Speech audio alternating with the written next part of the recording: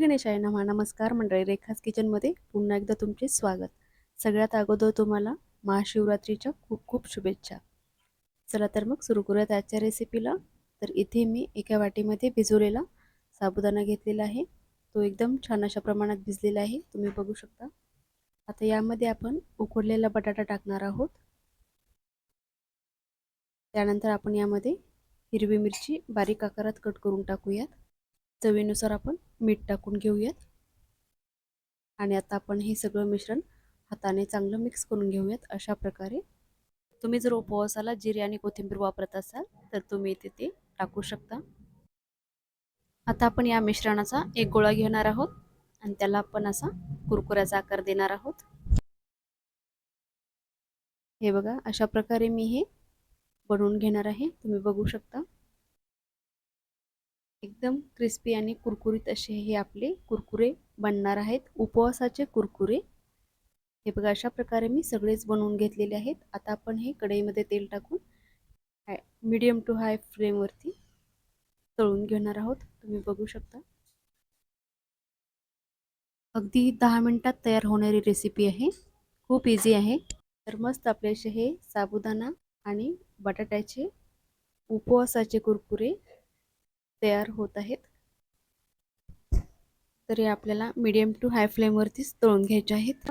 Brown असा colour होईपर्यंत आपल्याला हे तळून घ्यायचे आहेत. आणि हे आपले तळून झालेले आहेत, तुम्ही बघू शकता.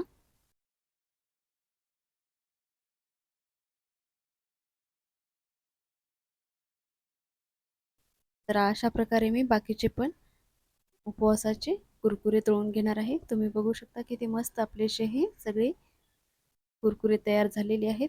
तुम्ही पण नक्की ट्राय करा अशा प्रकारे. आणि आता आपण यासोबत खाण्यासाठी चटणी तयार करणार आहोत.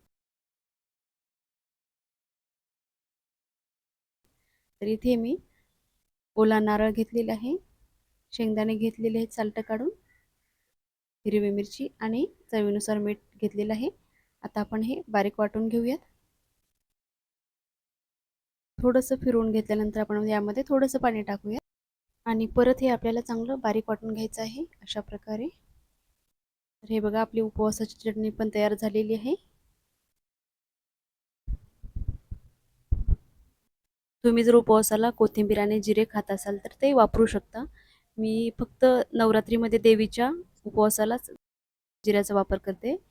बाकी उपवासाला मी जिरे वापरत नाही, त्यामुळे मी इथे टाकलेले नाही आहेत. तुम्ही पण अशा प्रकारे नक्की ट्राय करा उपवासाची चटणी आणि उपवासाचे साबुदाणा कुरकुरे. आणि तुम्हाला माझे व्हिडिओ आवडत असतील तर नक्की व्हिडिओला लाईक करा, शेअर करा आणि चॅनेलला सबस्क्राईब नक्की करा.